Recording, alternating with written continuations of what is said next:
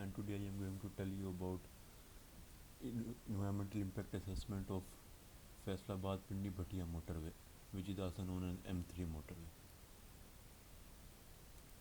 जैसा कि आपको पता है कि मेरे ग्रुप मेंबर्स पहले से ही सारी स्लाइड कवर कर चुके हैं, तो मैं आपको इसके ऑब्जेक्टिव और इसकी सिग्निफिकेंस के बारे में बताऊंगा।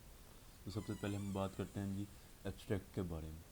तो जैसा कि हम सबको पता है, ये जो रोड होती हैं वो उसके बहुत से पॉजिटिव बेनिफिट्स भी होते हैं और नेगेटिव बेनिफिट्स भी होते हैं। पॉजिटिव बेनिफिट इस तरह से होते हैं कि लोग उसको as a transportation mode use करते हैं, मगर जैसा कि पता है कि जब उसकी कंस्ट्रक्शन हो रही होती है तो बहुत से लोगों को बहुत से नेगेटिव इम्पैक्ट का भी सामना करना पड़ता है। जैसा कि हम देखेंगे उनका फ्लो ऑफ ट्रैफिक ख़राब हो जाता है। इसके अलावा ड्यू टू कंस्ट्रक्शन वहाँ पर डस्ट वगैरह प्रोड्यूस होती है, जिसकी वजह से लोगों की हेल्थ वगैरह को बहुत सा डैमेज होते हैं। इसकी वजह से ना रोड के अपने पॉजिटिव बेनिफिट्स भी हैं और नेगेटिव बेनिफिट्स भी हैं। सेकंड पॉइंट ये, as we become more aware of these impacts there is a growing demand for technique and skill need to incorporate environmental consideration into road planning and management. तो जैसे कि जैसे जैसे education बढ़ती जा रही है, इस तरह लोगों के अंदर ना अवेयरनेस आती जा रही है कि ड्यू टू रोड कंस्ट्रक्शन बहुत से नेगेटिव इम्पैक्ट्स पैदा होते हैं, जैसा कि उनकी हेल्थ पर उनका सेवर इफ़ेक्ट होता है, ड्यू टू नॉइस पोल्यूशन का इफ़ेक्ट होता है। तो इसको हल करने के लिए जो क्या कहते हैं, इसको हल करने की जो टेक्निक इस्तेमाल की जाती है वो की जाती है जी इन्वायरमेंटल इम्पैक्ट असेसमेंट। उसमें ये होता है कि हम कोई भी प्रोजेक्ट अगर प्रपोज करते हैं तो हमें सबसे पहले उसकी EIA करवाना ज़रूरी होती है। EIA से हमें ये पता चल जाता है कि whether this will effect it's whether this effect will environment or not. An EIA of the project at operation stage to identify the potential impacts of the project on environment should be conducted to develop the environmental management plan for operation stage of this project as well as for the construction phase of future projects. इससे हमें ये पता चलता है कि अगर हमने EIA करवानी है तो एट कंस्ट्रक्शन फेज उसका क्या इफ़ेक्ट होगा और एट फ्यूचर और इसका फ्यूचर प्रोजेक्ट्स के ऊपर भी क्या इफेक्ट पड़ेगा, इसके ऑपरेशन स्टेज पे इसके क्या इम्पैक्ट्स आएंगे और इसके कंस्ट्रक्शन फेज में से क्या इम्पैक्ट्स आ सकते हैं ड्यू टू दिस प्रोजेक्ट, ये हम EIA के अंदर स्टडी करते हैं। तो सबसे पहले अब जो हमारी ये पिंडी भटिया मोटरवे, इसकी ऑब्जेक्टिव, इसकी स्टडी की ऑब्जेक्टिव्स क्या हैं पड़े। इसके सबसे पहले ऑब्जेक्टिव ये आ जाता है कि हमने वहाँ पर देखने के एग्जिस्टिंग इन्वायरमेंटल कंडीशंस प्रोजेक्ट की कौन सी हैं और इस प्रोजेक्ट की वजह से वेदर कौन कौन से पोटेंशियल इन्वायरमेंटल इफेक्ट्स पैदा हो सकते हैं।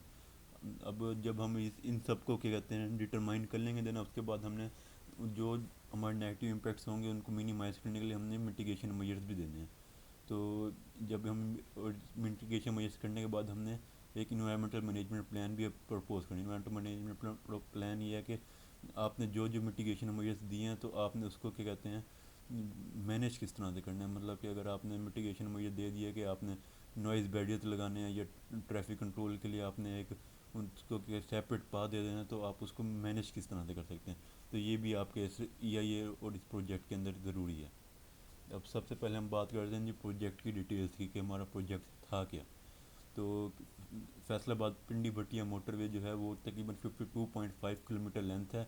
और लेकिन ना जैसे आप सबको पता है पाकिस्तान की पॉलिटिकल सिचुएशन की वजह से, जिसकी वजह से ना इसकी IEE और EIA नहीं हो सकी। IEE means initial environmental examination and EIA is environmental impact assessment.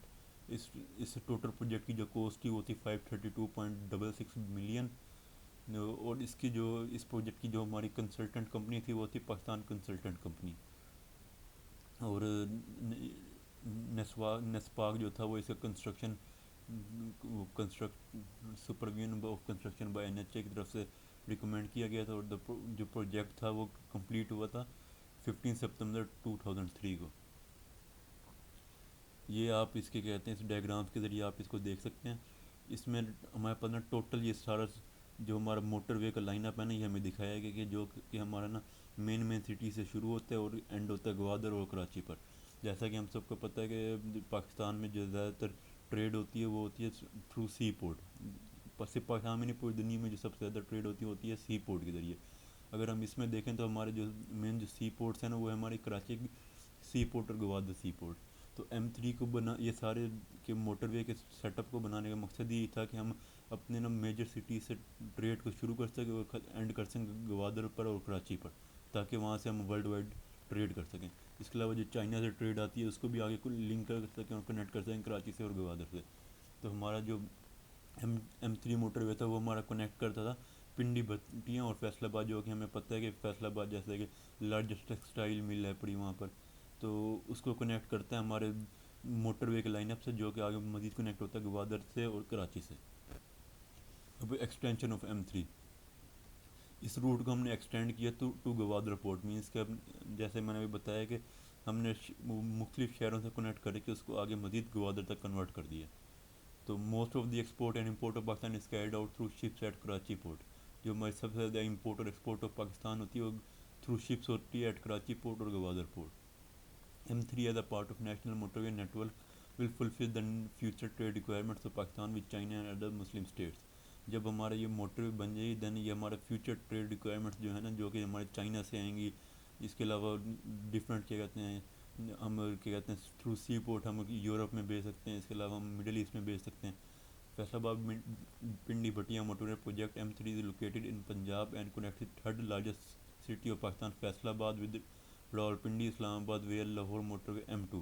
جیسا کہ M3 ہے، M3 سے آگے M2 بھی لنک ہوتی ہے، M2 ہمارے ساتھ پشاور اینڈ اسلام آباد سے بھی لنک ہوتی ہے، ادھر وہاں سے ساری ٹریڈ ہم کیا کہتے ہیں اس کے ساتھ لنک کر سکتے ہیں۔ M3 motorway provides an efficient link between Faisalabad Lahore and further northern areas of the country. M3 motorway جو ہے وہ مزید فیصل آباد لاہور سے لنک ہو رہی ہے، دین سملرلی ناردرن ایریا سے بھی لنک ہو رہی ہے، جس کے ساتھ ہمیں اس کی ایکسٹینشن کر سکتے ہیں۔ اب ہے ٹریفک مینجمنٹ، تو جیسا کہ اب ہم نے کوئی بھی پروجیکٹ کرنا ہے تو وہاں پر کیا کہتے ہیں ٹریفک رک جائے گی، تو ہمیں اس کے لیے مینجمنٹ پلان بھی دینا ضروری ہے۔ تو اس کے لیے جو ہمارا گورنمنٹ آرگنائزیشن ہے وہ ہے national high way and motor way police, جو کہ اسٹیبلش کی گئی تھی 1997 میں، اور یہی رسپانسبل ہے کہ کسی بھی ہائی وے پہ اور motor way per smooth flow of traffic کے لیے۔ اس کے کیا کہتے ہیں پرپز کیا ہے اس کو بنانے کا پرپز یہ ہے کہ availability of ambulance with first aid box, means کہ اگر ڈیورنگ کنسٹرکشن کوئی نہ کوئی اگر وہ کیا کہتے ہیں ایکسیڈنٹ وغیرہ ہو جاتا ہے تو ان کے پاس کیا کہتے ہیں ایمبولینس ہونی چاہیے، اس کے علاوہ اس کے پاس فرسٹ ایڈ باکس ہونی چاہیے تاکہ یہ فوری طور پر ان کو وہ کیا کہتے ہیں فرسٹ ایڈ باکس پرووائڈ کر سکیں۔ اور دوسرا کہ mobile work shop with mechanics, means کہ اگر کوئی مشینری خراب ہو جاتی ہے ڈیورنگ کنسٹرکشن تو ان کے پاس کیا کہتے ہیں ورک شاپ بھی ہونی چاہیے اور مکینکس بھی ہونی چاہیے ایٹ دی کنسٹرکشن سائٹ، تاکہ اگر فوری طور پر نہ کام جاری رہ سکے۔ اور کیا briefing to commuters on entry points. اب اسٹینڈرڈ اینڈ گائیڈ لائنس، اب کوئی بھی کنسٹرکشن اسٹارٹ ہو رہی ہے تو اس کے نا کیا کہتے ہیں گورنمنٹ نے کچھ اسٹینڈرڈ اور گائیڈ لائنس دیے ہیں، تو ان کے مطابق اگر وہ کنسٹرکشن ہوگی تو دین وہ کیا کہتے ہیں کنسٹرکشن ہماری جو ہے آگے پروسیڈ کرے گی، ورنہ اس کے لیے ہمیں سب سے پہلے NOC لینا پڑتا ہے۔ تو in Pakistan national standard and legislative guidelines regarding the M3 are discussed below. سب سے پہلے ایئر پولیوشن کا جو ہمارے پاس اسٹینڈرڈ ہے، وہ ایئر پولیوشن کا جو ہمارے پاس اسٹینڈرڈ ہے وہ NEQ، جنہیں ہم کہتے ہیں national environmental quality standards. Gases emission have to be monitored with respect to the amount of smoke and particulate matters are specified by NEQs for motorway vehicle exhaust۔ Means کہ یہ national environmental quality standard ہیں، اس کے اندر ہمیں مختلف type of gases emissions کے بارے میں نا ہمیں ایک لمٹ بتا دی گئی ہے کہ اس لمٹ سے اگر زیادہ ہماری پولیوشن ہوگی تو ہمیں اس کے لیے ہمیں کیا کہتے ہیں اسٹینڈرڈ کیا کہتے ہیں ریمیڈیل میئرز لینے پڑیں گے، جس میں ہمارے پاس آتا ہے کہ ایئر پیوریفائر یوز کر لیں، اس کے علاوہ کیا کہتے ہیں لیٹسٹ مشینری یوز کر لیں، یہ سب ہمارے پاس آ جاتے ہیں اس کے اندر ایئر پولیوشن کے اندر۔ دین نوائز پولیوشن کا بھی ہمارے پاس اسی میں ایک ذکر ہے نیشنل انوائرمنٹل کوالٹی اسٹینڈرڈ، اس میں جو ہمارے پاس maximum permissible noise level given ہے نا وہ ہے 7.5 metre from a source is 85 decibel. اس کے علاوہ جو تھرڈ آ جاتا ہے وہ آتا ہے reservation of cultural heritage. Reservation of cultural heritage میں یہ آتا ہے جو ہمارے جتنے بھی ہمارے کلچرل ہیریٹیج ہیں یا ہمارے کیا کہتے ہیں یہ جتنے بھی ہمارے پاس کیا کہتے ہیں کلچرل ہیریٹیج کی جیسے آ جاتی ہیں، جیسے ہمارے پاس لاہور میں شاہی قلعہ آ جاتا ہے، بادشاہی مسجد آ جاتی ہے، اس کے علاوہ کوئی ہسٹوریکل بلڈنگز ہیں اپنی، تو اس کی کنزرویشن کے لیے بھی ہمارے کیا کہتے ہیں ایک اسٹینڈرڈ ہے۔ مینس کہ اگر آپ کنسٹرکشن پروجیکٹ سے ان ہسٹوریکل بلڈنگس کو ان ہمارے یا کلچرل ہیریٹیج کو اگر نقصان پہنچ رہا ہوتا ہے تو اس کی ہمیں اجازت نہیں ہوتی۔ وہ ہمارے پاس آتا ہے phases of E I A. Phases of E I A میں ہمارے پاس سب سے پہلے ہمارے پاس آ جاتا ہے اسکریننگ. اسکریننگ کا مین مطلب یہ ہے کہ اگر ہمیں ای آئی اے کرنے کی ضرورت ہے بھی صحیح یا نہیں بھی صحیح. مطلب کہ اگر ہماری کیا کہتے ہیں پولیوشن جو ہے وہ ہماری زیادہ نہیں ہے جو کہ ہمارے نیشنل انوائرمنٹل کوالٹی اسٹینڈرڈس میں گیون ہے، دین ہمیں ای آئی اے کروانے کی ضرورت ہی نہیں ہے. ہم سمپلی ایک انٹرنل رپورٹ تیار کر کے ہم این او سی لے سکتے ہیں.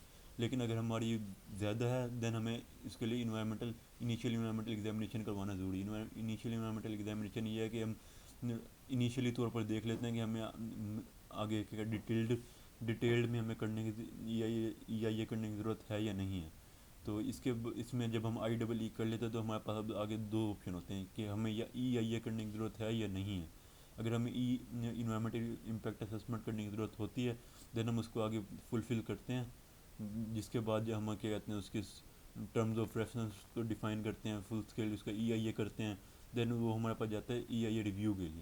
جب ہمارے پاس اس کو ہم کیا کہتے ہیں کسی بھی ہمارے پاس گورنمنٹ اتھارٹیز بھی ہوتی ہیں، اس لیے ہم پرائیویٹ لیول پہ بھی اس کو ریویو کروا سکتے ہیں کہ ہمارے کیا کہتے ہیں ہم نے ہر اسٹینڈرڈ کو فالو کیا ہے یا نہیں کیا. دین اس کے بعد ہم جاتے ہیں ڈیسیجن میکنگ اور مانیٹرنگ میں. دین اس کی ڈیسیجن میکنگ ہوتی ہے، مانیٹرنگ ہوتی ہے، اینڈ دین سمپلی آگے ایویلیویشن ہو جاتی ہے. میتھڈولوجیز. اب ای آئی اے کرنے کی جو میتھڈولوجیز ہیں وہ کون کون سی ہیں، یہ سب ہم نے مینلی اس کورس میں ڈسکس بھی کی ہیں. ان سب کے نام بھی لکھے ہوئے ہیں، جیسے چیک لسٹ ہو جاتی ہیں جس میں ہم کیا کہتے ہیں ڈفرینٹ کیا کہتے ہیں امپیکٹس کے بارے میں کیا کہتے ہیں چیک لسٹ کرتے ہیں کہ اس امپیکٹ کا افیکٹ آ رہا ہے یا نہیں آ رہا ہے. اس کے علاوہ میٹریسز ہوتے ہیں، نیٹ ورکس ہوتے ہیں کہ ہم ڈفرینٹ نیٹ ورک بنا لیتے ہیں کہ اس کا امپیکٹ اس کا امپیکٹ اس انوائرمنٹل امپیکٹ کا آ رہا ہے یا نہیں آ رہا. دین اوورلیز بنائے جاتے ہیں. Environmental index using factor analysis ہوتا ہے.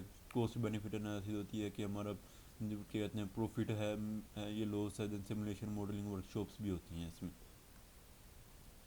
That was all from my side. Thank you and اللہ حافظ.